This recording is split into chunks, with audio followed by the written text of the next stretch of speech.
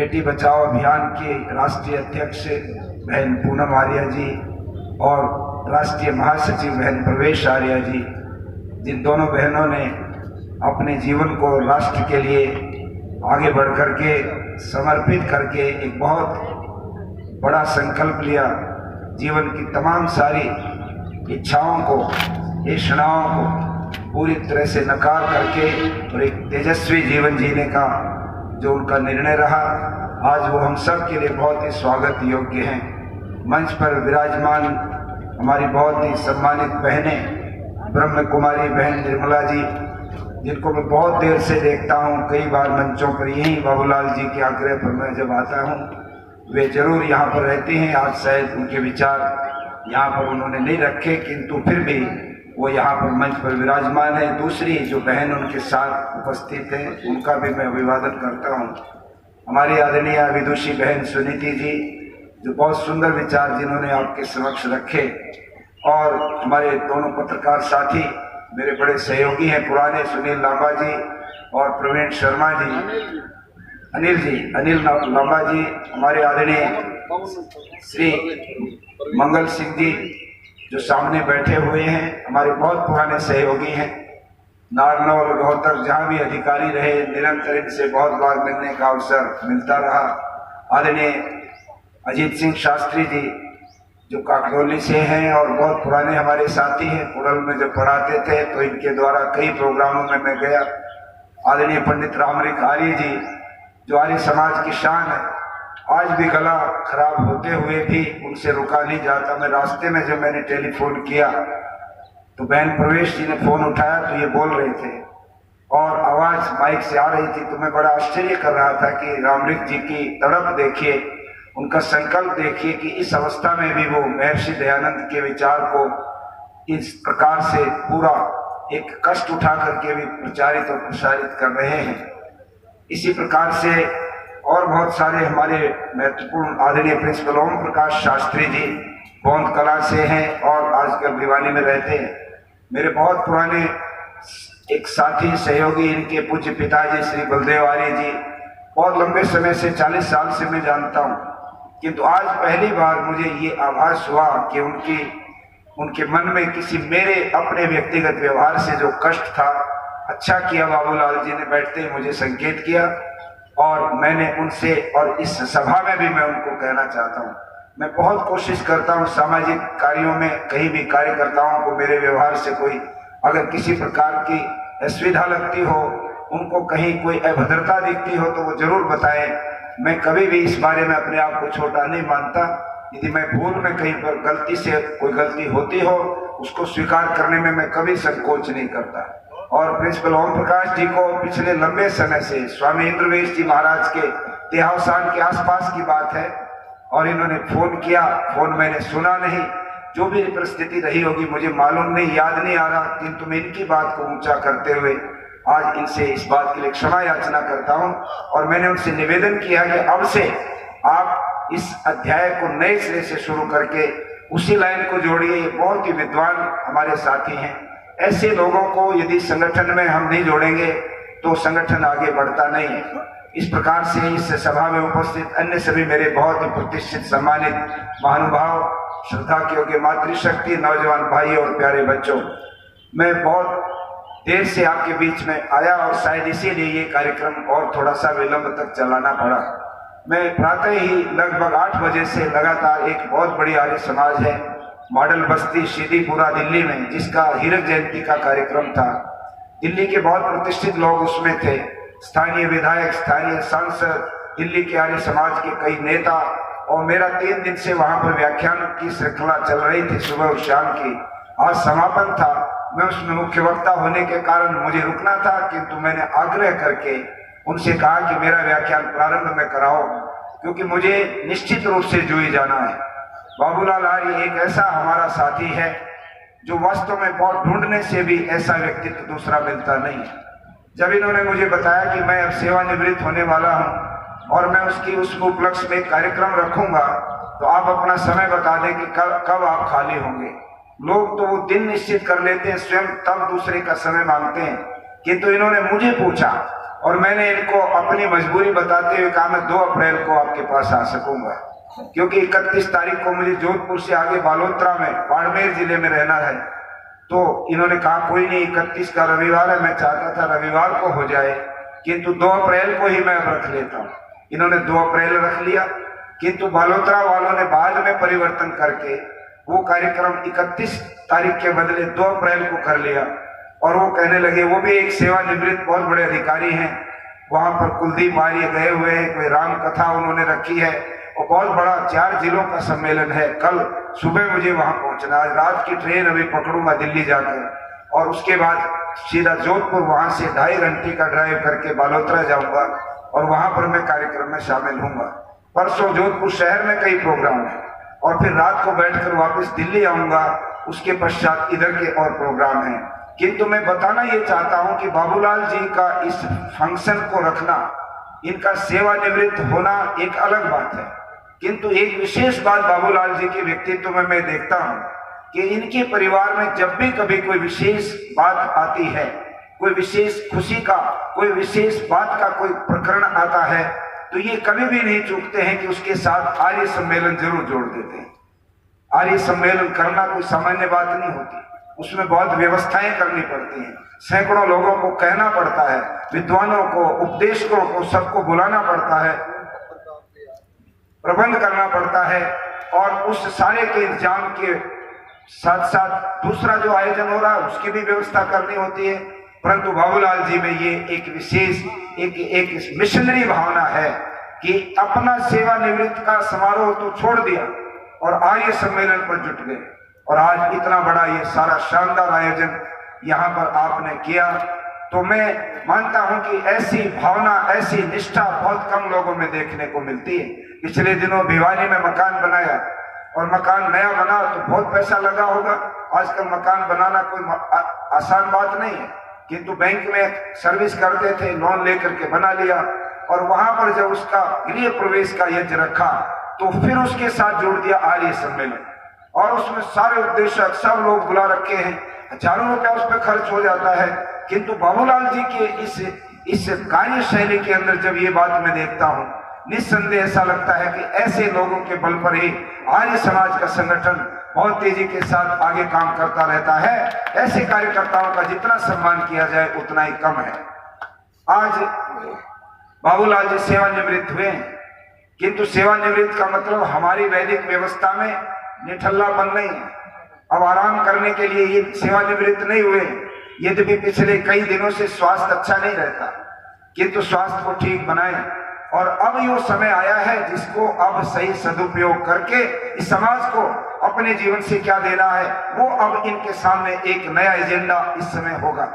आप सभी जानते हैं कि वैदिक वर्ण आश्रम व्यवस्था में क्या व्यवस्था होती है।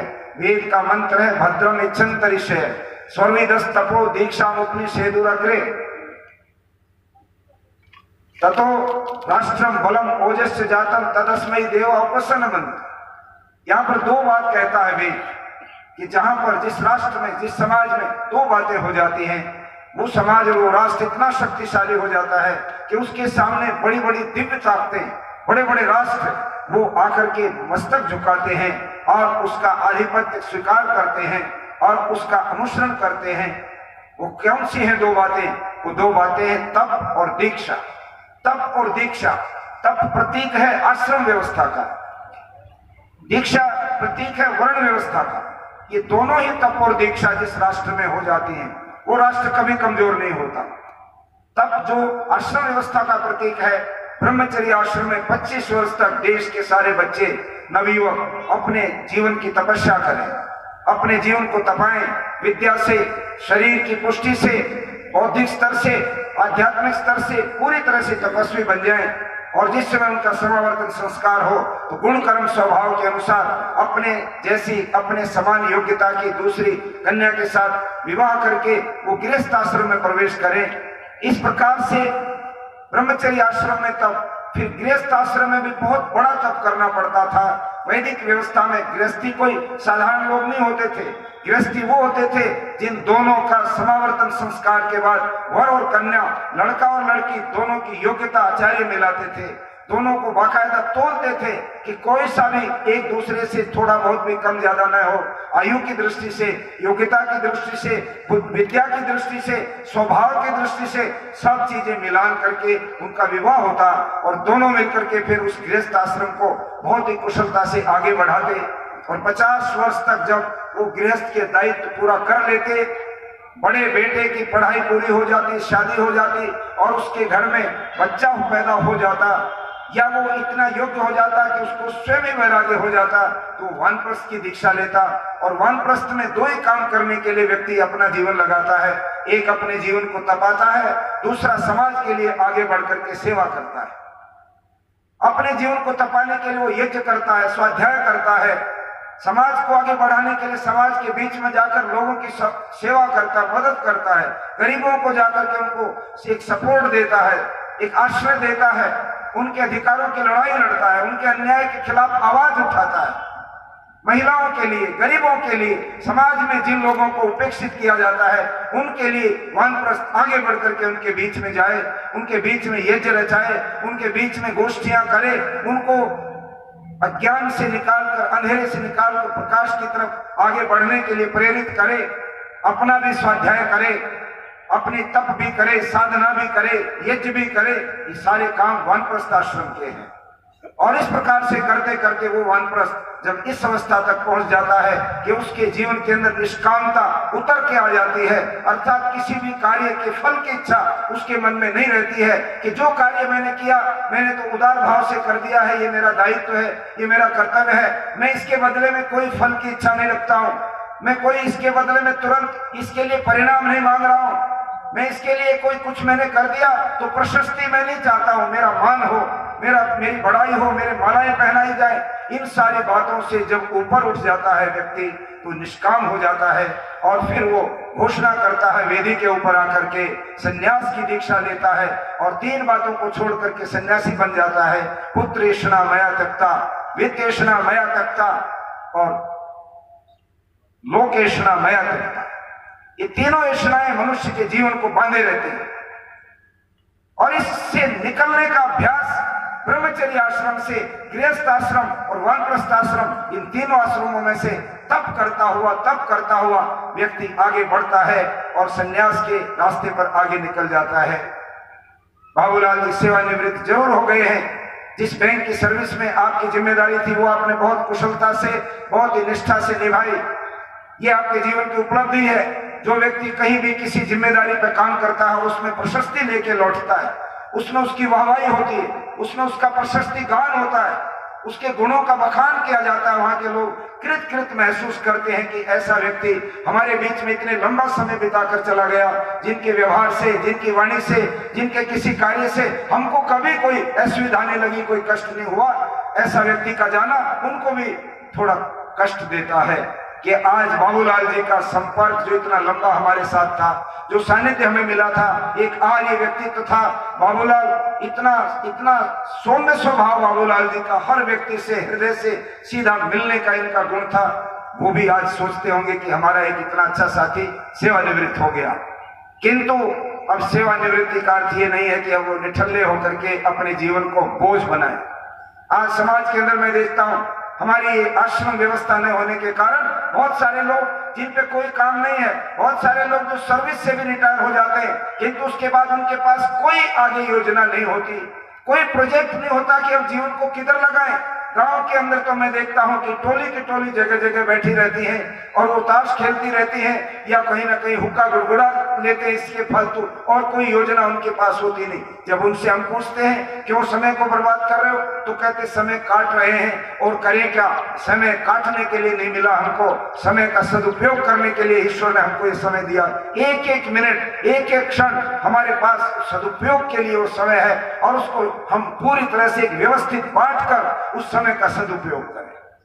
हम बैठ सकते हैं ग्रुप के अंदर, एक बढ़िया कोई पुस्तक निकाल करके सबके बीच में पुस्तक का अध्ययन शुरू करो, 2 पृष्ठ, 3 पृष्ठ, 4 पृष्ठ पढ़ो और पढ़ करके व्याख्या करो। देखो इस पुस्तक में फला महापुरुष ने ये लिखा है और इसके अंदर कितनी अच्छी जीवन की बातें हैं, कितना बड़ा परिवर्तन होगा।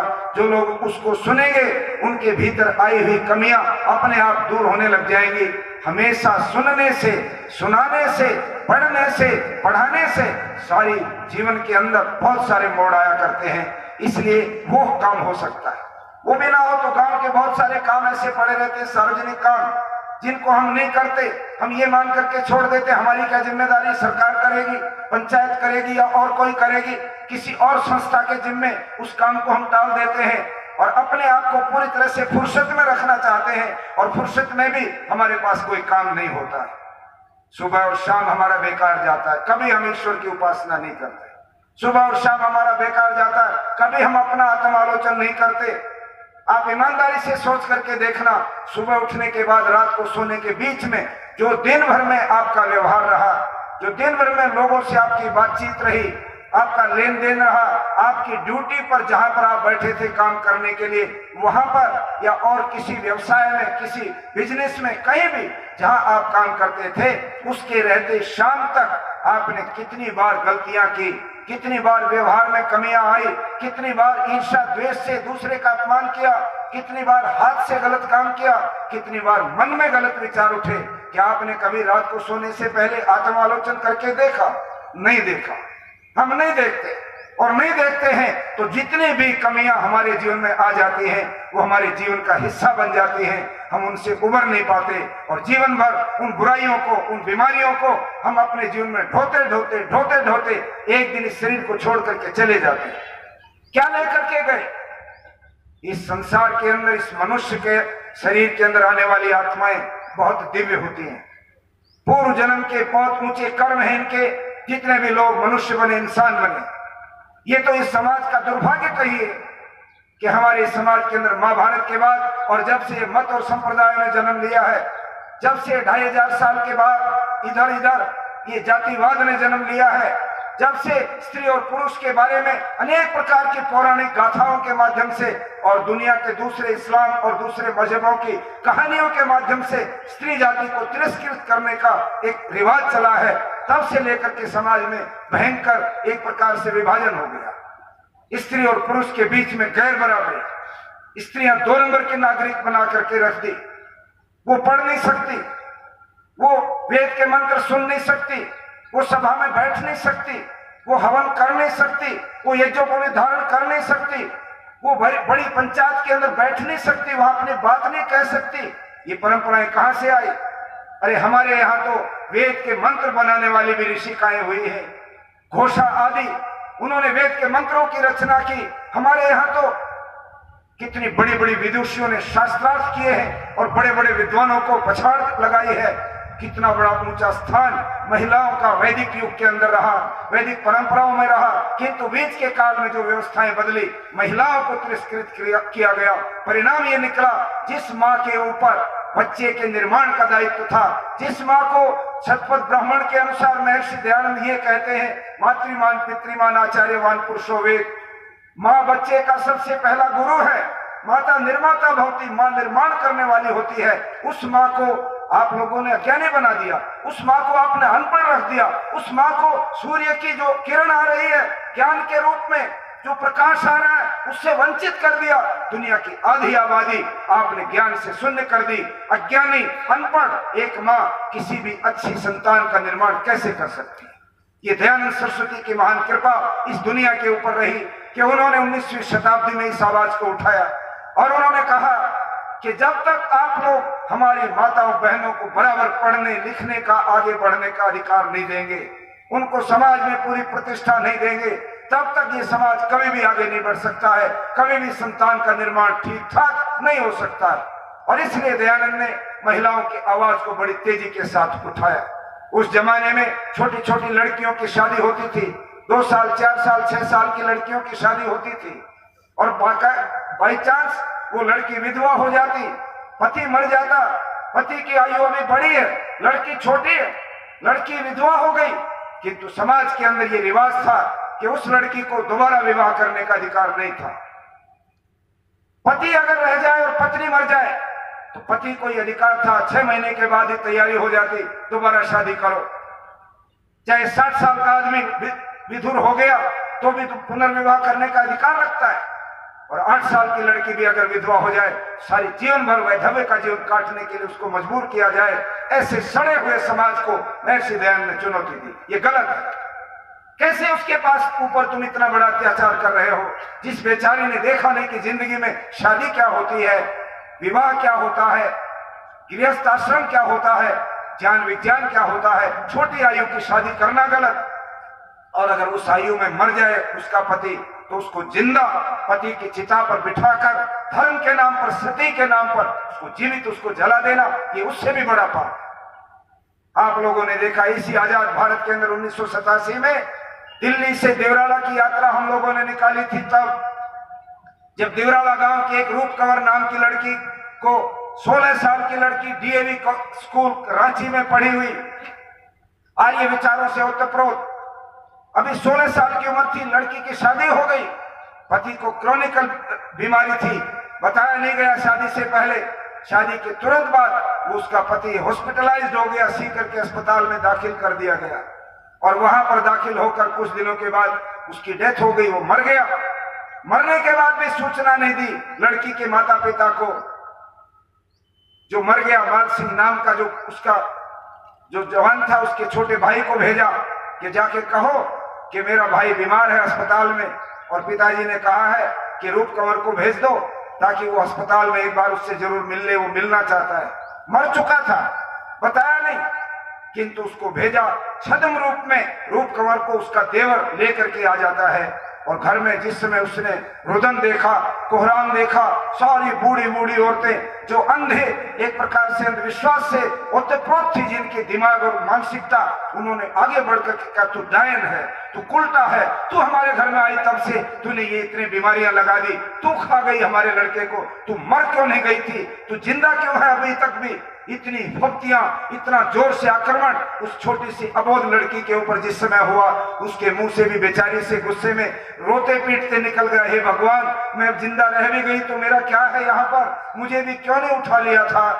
कोई भी आदमी दुख में जब इतने हमले होंगे तो उसके मुंह से क्या निकलेगा, यही निकलेगा, भगवान को समर्पित होता है व्यक्ति। उसने भी कह दिया एकदम, अरे ये तो सती होना चाहती है, जल्दी तैयारी करो, और उसको तैयारी करके उसको लाल जोड़ा शादी का जो रखा था पहना दिया, उसको पंचामृत पिला दिया, उसको कपूर सिंदूर आदि से लेप लगाकर और उसको तैयार कर दिया, और पति की चिता के ऊपर जाकर के रख दिया। मुश्किल से 50 आदमी उसकी अंत्येष्टि में शामिल हुए।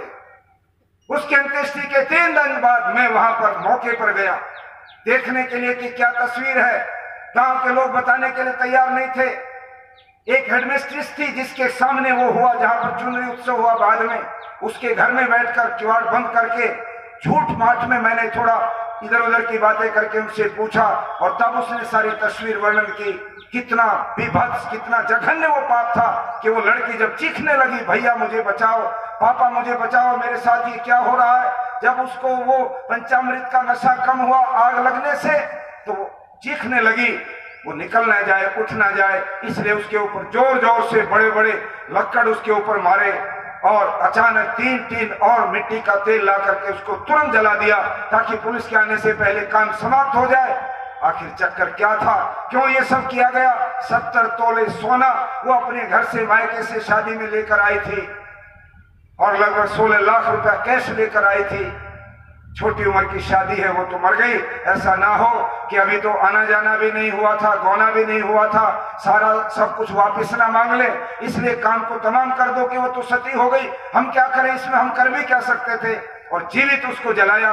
उसके उस समय आर्य समाज ने इस बात को अंगड़ाई लेकर के चुनौती दी। दिल्ली से देवराला तक 18 दिन लगातार पैदल हम चलते रहे। स्वामी अग्निवेश जी उस सारी यात्रा के आगे चल रहे थे झंडा लेकर। उनके खिलाफ हाई कोर्ट में रिट डाल दी कि ये लोग राजस्थान का माहौल बिगाड़ने आ रहे हैं, इनको रोको। किंतु जिस समय वहां पर पहुंच गए और हाई कोर्ट में जाकर के बहस हुई, उसमें गुमान मनलोडा चीफ जस्टिस थे, उन्होंने वहां पर घोषित रूप से कहा कि यात्रा जाएगी। पुलिस को आदेश दिया जाता है, राजस्थान सरकार को आदेश है कि यात्रा को देवराला तक ले जाया जाए। ये यात्रा सही उद्देश्य के लिए जा रही है, एक समाज की कुरीति को मिटाने के लिए जा रही है, ये कोई समाज का ताना बाना बिगाड़ने के लिए नहीं जा रही है। यात्रा आगे बढ़ी, किंतु थोड़े दूरी पर चलते ही फिर यात्रा को रोक दिया। लगभग 100 बसें लगाकर 500 लोगों को गिरफ्तार कर लिया। 3 दिन तक बांडी नदी के किनारे पर हवन होता रहा रात और दिन, किंतु आखिर में गिरफ्तार होकर के सब लोग आ गए। अभी हम दिल्ली पहुंचे ही हैं, किंतु उसी बीच में राजस्थान की सरकार को बर्खास्त कर दिया। दूसरा चीफ मिनिस्टर बना शिवचरण माथुर, और दिल्ली की पार्लियामेंट में एक बिल आया कि आगे आने वाले इतिहास के अंदर भारत की सरजमी के ऊपर कभी भी किसी ऐसी लड़की को जिसका पति मर गया हो, उसको सती होने के लिए कोई मजबूर नहीं कर सकता, सती को कोई महिमा मंडन नहीं कर सकता। एक बहुत बड़ा सख्त कानून बना, 10 साल की सजा, 1 लाख रुपए नकद का जुर्माना उस कानून के अंदर बना। ये आर्य समाज ने एक बहुत बड़ी बुराई के खिलाफ आवाज उठाई। मैं ये कहना चाहता हूं कि ये बीमारियों के खिलाफ दयानंद सरस्वती ने बहुत पहले जागृति पैदा की थी। अभी आदरणीय इंद्र सिंह जी कह रहे थे, ये जातिवाद का जहर कहां से पैदा हुआ? ये एक आर्य समाज की वेदी है, जहां से सारी दुनिया को चुनौती के साथ ये कहा जाता है कि हमारी वेदी के ऊपर कोई जात पात के आधार पर कोई भेदभाव और कोई फर्क नहीं होता। इंसान और इंसान के बीच में ये फर्क किया जाने वाला जो तरीका है, ये पूरी मानवता को बांटने का तरीका है। इससे सुख और शांति नहीं आ सकती। आपको आश्चर्य होगा, सन 1986 में पूर्ण कुंभ हुआ था हरिद्वार के अंदर। 60 साल के अंतराल के बाद पहली बार हमने वहां पर कुंभ के मेले में दयानंद सरस्वती की पाखंड खंडनी पताका फहराई। 60 साल पहले आर्य समाज के कैंप को वहां पर गंगा सभा के लोगों ने लपेट करके गंगा में फेंक दिया था, और जब जुलूस निकला तो हलवाइयों की चाशनी ने उठा करके और जुलूस में जाने वाले लोगों के ऊपर फेंक दिया। जल गए लोग और कहने लगे, तुम गंगा को मानते नहीं तो यहाँ क्यों आए हो, निकलो यहाँ से, तुम्हें यहाँ आने की कोई जरूरत नहीं। उसके बाद कोई कैंप लगा नहीं। 86 में ये बीड़ा हमने उठाया और वहां पर कैंप लगाया। उस कैंप के अंदर जब यज्ञ हुआ, उस यज्ञ की ब्रह्मा आजकल बहुत टेलीविजन पर बड़े उसके नाम भी आते हैं, आप लोग देखते होंगे, डॉक्टर प्राची आर्या, बागपत के पास, बड़ौद के पास सिरसिली गांव की लड़की है, किंतु एक दलित परिवार में पैदा हुई और वो विदुषी बन गई। हमने उसको यज्ञ का ब्रह्मा बनाया और यज्ञ का यजमान उस दिन एक ऐसे परिवार से बनाया जिसको लोग अछूत मानते थे, अस्पृश्य मानते थे। हमने उसको बनाया। दिल्ली में हमारे ऑफिस में बीबीसी की टीम आई और जब उसको ये बताया, आर्य समाज एक संस्था है जो जन्म से जाति को कभी नहीं मानती, जो कर्म से किसी भी व्यक्ति के बड़े और छोटेपन को तय करती है, और हम ऐसा हवन जो सबसे बड़ा पुनीत कार्य माना जाता है, कर्मकांड का एक बहुत बड़ा एक तरीका है, उसमें भी हम कोई भेद नहीं रखते। उनको बड़ा आश्चर्य हुआ कि ये बात हम नहीं मान सकते, हम देखना चाहेंगे। लगभग 20 लोगों की टीम अपने कैमरे लेकर, रिकॉर्डिंग मशीन लेकर हरिद्वार पहुंची और हमारी यज्ञ वेदी के ऊपर सारा का सारा उन्होंने रिकॉर्डिंग फिट करके और उनके इंटरव्यू लिए।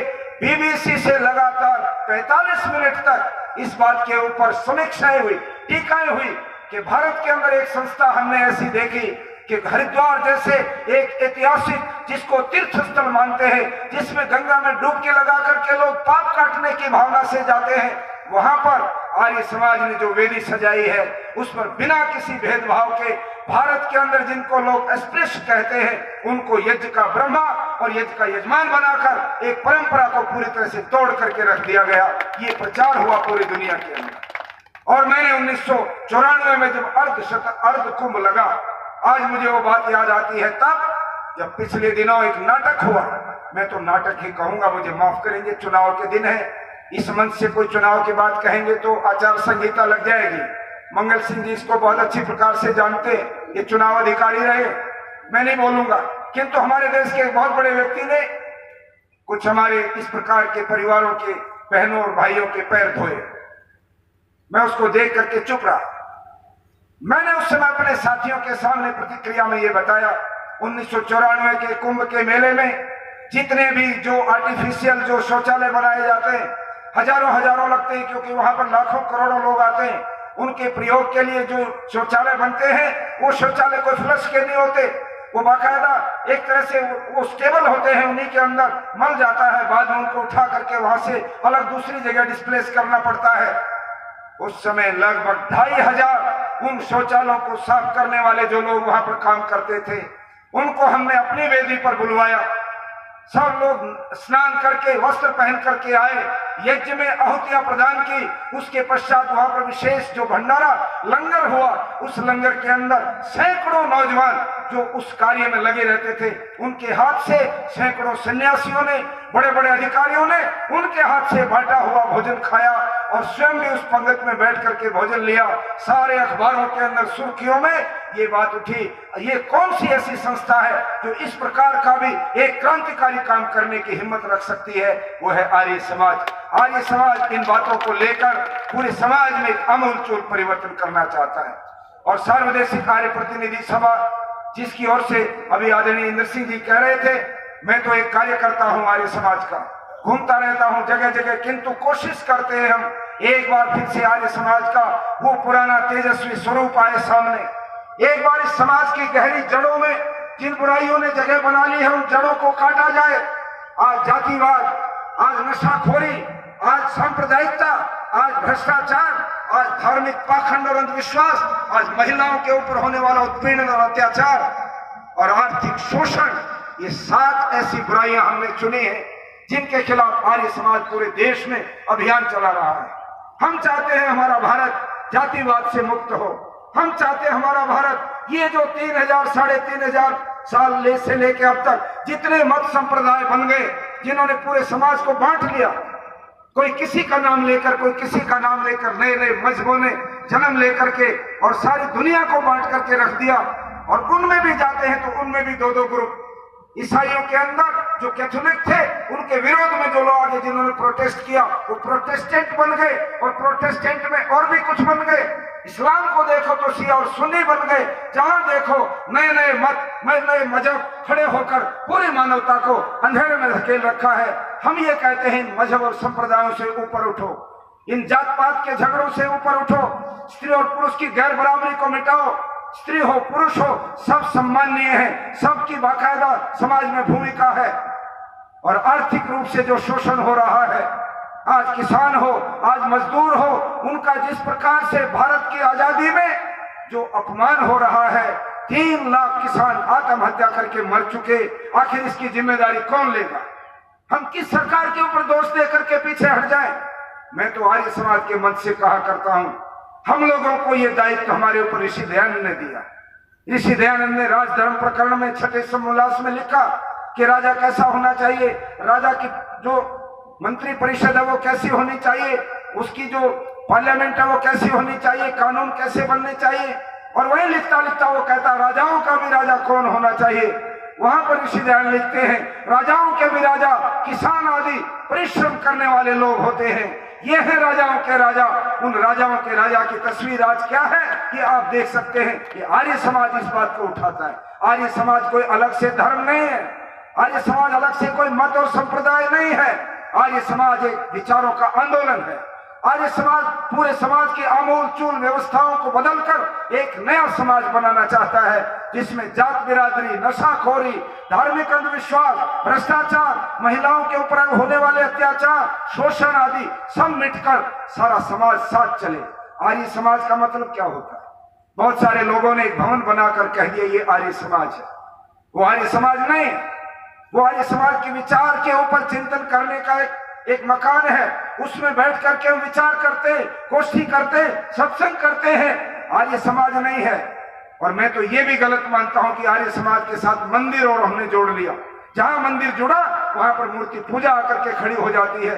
आर्य समाज तो वो होता है जो आर्यों का समाज हो, जहां श्रेष्ठ लोग रहते हो, जहां लोगों का आचरण सही हो, सदाचारी, धर्मात्मा, परोपकारी, दानशील, परिश्रमी, मेहनत करने वाले, एक दूसरे को साथ लेकर आगे बढ़ने वाले लोगों का नाम आर्य होता है। और ऐसे आर्य जहां हो जाते हैं उसको हम आर्य समाज कहते हैं। हमारा एजेंडा पूरा मनुष्य समाज है। पूरा मनुष्य समाज आर्य समाज का एजेंडा है। हम पूरे मानव समाज को अच्छा बनाना चाहते हैं, आर्य बनाना चाहते हैं। और वो आर्य बनने वाले लोग आज बांट रखे हैं लोगों ने। आओ उन सबको इकट्ठा कर कर आर्य समाज के माध्यम से इस देश के अंदर एक नया अभियान शुरू करें।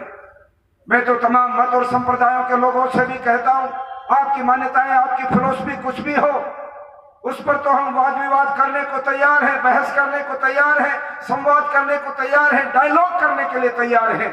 किंतु जब तक वो डायलॉग पूरा नहीं होता, हम आपसे आग्रह करते आओ एक मंच पर हम बैठते हैं, उन मुद्दों पर सर्वानुमति बनाएं जिन मुद्दों पर आप भी सहमत हो, हम भी सहमत हैं। और ये 7 मुद्दे ऐसे हैं जिनमें किसी भी मत, किसी भी मजहब, किसी भी जात, किसी भी देश और प्रदेश के व्यक्ति को एतराज नहीं। सब लोग चाहते हैं कि शराब और नशे खत्म हो, सब लोग मानते हैं जात पात मिटे, सब लोग मानते हैं भ्रष्टाचार मिटे, सब लोग मानते हैं धर्म के नाम पर पाखंड न रहे। तो जो लोग मानते हैं आओ, उनका हम आह्वान करते हैं वो हमारे साथ चलें, पूरे समाज को आर्य बनाते हुए हम आगे बढ़े। आर्य समाज को केवल कोने में नहीं, मैं बाबूलाल जी को बधाई देता हूं, सार्वजनिक स्थान पर आप हमेशा अपने प्रोग्राम करते हो। आर्य समाज की दीवारों से बाहर प्रोग्राम हमारे होने चाहिए, बल्कि मैं तो चाहता हूं थोड़ी देर कुछ ना कुछ किसी मुद्दे पर जब भी कोई हमारा प्रोग्राम हुआ करे, हम हाथों में बैनर और झंडे लेकर कुछ मैसेज देते हुए, संदेश देते हुए जनता के बीच में एक जुलूस की शक्ल में, एक प्रदर्शन की शक्ल में अपने शक्ति का प्रदर्शन करके भी दिखाएं, ताकि लोगों को पता लगे कि आर्य समाज इस बुराई के खिलाफ आज सड़कों पर आवाज उठा रहा था। हम लोग चुप बैठे हैं। देखो संसार के अंदर बुराई जब मिटती है जब बुराई का विरोध होता है। जब लोग बुराई का विरोध करना बंद कर देते हैं तो वो बुराई धीरे धीरे धीरे धीरे उन अच्छे लोगों के सिर के ऊपर भी आकर बोलती है। आज जो लोग सज्जन हैं, आज जो लोग अच्छे हैं, या मैं ये कहूंगा जो लोग आर्य हैं, श्रेष्ठ लोग हैं, आज के सारे वातावरण से वो घिरे पड़े, वो दुखी। गली में निकलते हैं तो हुटिंग, शहर में निकलते हैं तो बुरी हाल, टेलीविजन खोलते हैं तो उसके ऊपर गंदगी, ये टेलीफोन खोलते हैं तो गूगल के ऊपर इतनी अश्लीलता, नग्नता, नंगी फिल्में, अखबार पढ़ो तो सारे अखबारों पर बेहुदे चित्र छाप करके ये अखबारों वाले पैसे कमाते हैं। ये क्या हो रहा है? और हम बोलते नहीं, हम चुप करके और रास्ता निकाल करके दाएं बाएं निकल जाते हैं, तो वो बुराई हमारे घर में भी हमारे बच्चों के ऊपर हावी हो जाएगी। कल वो बच्चे हमारे सामने ये सारी चीजें जब लेके आएंगे तो हम लोग क्या करेंगे? क्या अपनी आंखों को फोड़ करके बैठे या कानों में रागा भरवा करके बैठ दें कि कुछ सुनना न पड़े? आज बुराई अगर बढ़ रही है तो मुझे माफ करेंगे, उसकी जिम्मेदारी अच्छे लोगों की है। सज्जन लोग अगर इस तरह से चुप रहे, अच्छे लोग अगर चुप रहे, आर्य लोग अगर चुप रहे, तो ये बुराई और बढ़ेगी और बढ़ेगी, और उस आर्यत्व को भी, उस अच्छाई को भी, सज्जनता को भी पूरी तरह से देश नाबूद कर देगी। इसलिए इस बुराई से लड़ने के लिए तमाम अच्छे लोग इकट्ठे हो जाएं, उनके बीच में कोई भेदभाव नहीं, जो भी अच्छे लोग हैं वो सब मिलकर इन बुराइयों को चुनौती दें और समाज के अंदर आगे आए। महर्षि दयानंद सरस्वती बहुत उदार सन्यासी थे। उन्होंने सत्याग्रह प्रकाश के भूमिका के अंदर लिखा कि संसार के अंदर बहुत सारे मत और संप्रदाय हैं और उनमें कई बहुत अच्छे लोग भी रहते हैं, और वो अच्छे लोग अगर बैठ करके आपस में संवाद करके कोई अच्छी बातों पर, सत्य बातों पर एक मत हो जाए तो उनके अनुयायी जो आपस में लड़ते रहते हैं वो भी ना लड़े और समाज का बहुत बड़ा उपकार और कल्याण हो जाए। किंतु जो मत संप्रदायों में चालाक लोग हैं, स्वार्थी लोग हैं, वो अपने स्वार्थ को सिद्ध करने के लिए, अपनी रोटियां सेकने के लिए, अपने ऐश आराम के लिए उन मंचों का दुरुपयोग करते हैं और साधारण आदमी को उन बातों में उलझाए रखते हैं। अलग अलग खेमे बनाकर, अलग अलग गुरु बनाकर, अलग अलग अपने अपने एक तरह से धड़े बनाकर पूरे समाज को उलझा करके उन लोगों ने रखा हुआ है। इसलिए आर्य समाज के विचार को समझो। जितने लोग यहाँ बैठे हैं, मैं तो बहुत आशावादी हूँ, ये लोग भी सारे के सारे अगर बैठ करके ये मन बना लें कि अब निश्चय हो गया, हम समझ गए कि वास्तविकता क्या है और अब हमको केवल आर्य विचार को ही आगे बढ़ाना है, तो इतने लोग पूरे समाज को बदल के दिखा सकते हैं। कोई बहुत बड़ी भीड़ की जरूरत नहीं पड़ती। आर्य समाज में कभी भीड़ हुई नहीं, क्योंकि आर्य समाज का जो माल है वो इतना कीमती है, वो इतना दुर्लभ रहता है कि उसके अंदर हर आदमी को वो प्राप्त होने की मतलब स्थिति नहीं बनती, वो हर आदमी उसको पकड़ नहीं पाता, इसलिए भीड़ नहीं जुटती। ऐसे भीड़ की जरूरत भी नहीं है। भाई परमानंद ने कहा था 100 में से 90% लोग भेड़ों की तरह से पीछे चलने वाले रहते हैं और 10% लोग, उनमें मेजोरिटी अगर अच्छे लोगों की आ जाए तो 90 और 6 वो मेजोरिटी 96 लोग अच्छे दिखाई देंगे, और वो अच्छे लोगों का 96% जनता का जो देश है, जो राष्ट्र है, वो राम राज्य, वो आर्य राज्य, वो एक बढ़िया सुंदर लोगों का राज्य कहलाता है। और यदि 90 के साथ 6 बुरे जुड़ जाते हैं तो वो अराजकता से, अनुशासनहीनता से भरा हुआ दिखाई देता है। आज हमारे राष्ट्र के अंदर यही हो रहा है। नीचे से लेकर ऊपर तक, पंचायत से पार्लियामेंट तक सारी ब्यूरोक्रेसी आ गई, सब आ गए, धर्म गुरु भी आ गए, समाज सेवी भी आ गए। इनमें मेजॉरिटी लोगों की उनकी आ गई है जो बड़े चालाक, बड़े शातिर और बड़े स्वार्थी किस्म के लोग हैं, बेईमान किस्म के भ्रष्ट लोग हैं। और उन्होंने इन सारी संस्थाओं के ऊपर आधिपत्य बनाकर 90% जनता को अपने साथ खड़ा कर रखा है। और 96 लोग देश में ऐसे लगते हैं जैसे ये देश तो सारा का सारा गर्त में गया, अब यहाँ अच्छाई नहीं बची। किंतु मैं देखता हूं अच्छाई बहुत बची हुई है। यदि शराब कोई ले तो आज शराब को पीने वाले और न पीने वालों की अगर हम गणना करें तो मैं दावे से कहता हूं 80% लोग भारत के अंदर हैं जो शराब नहीं पीते। आप कहेंगे आंकड़ा गलत है, मैं वो आंकड़ा आपके सामने रखना चाहता हूं। 100 में से 50% या 48-49% महिलाएं, जिनमें से अधिकतर शराब नहीं पीती, माइनस करके कोई थोड़ी बहुत शहरों में बहुत ऊंचे दर्जे के जो पैसे वाले लोग हैं उनकी महिलाएं पी लेती होंगी होटलों में शराब, वरना आम देश की महिलाएं शराब नहीं पीती। इतनी आधी आबादी तो ये जुड़ गई। 1 साल से 14 साल के बच्चे हमारे देश के अंदर 15% आबादी है जो शराब नहीं पीते। उनमें भी नगण्य है, उनकी गिनती नहीं के बराबर। थोड़ा बहुत कोई कुशल में पढ़ के कोई बच्चे पी लेते हो 10-12 साल के, अदरवाइज नहीं पीते।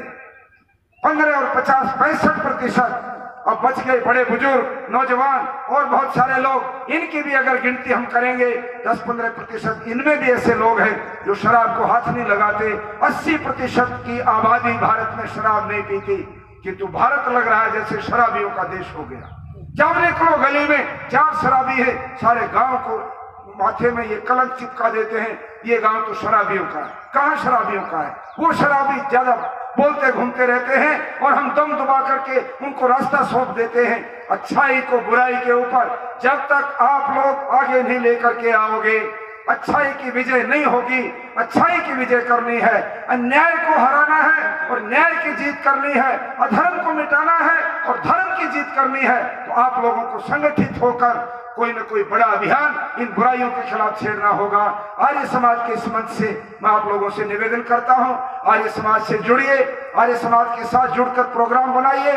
अपने इलाके के हर गांव में, हर विद्यालय में प्रोग्राम हो, शिविर लगे, वहां पर उपदेशक जाए, विचार दे।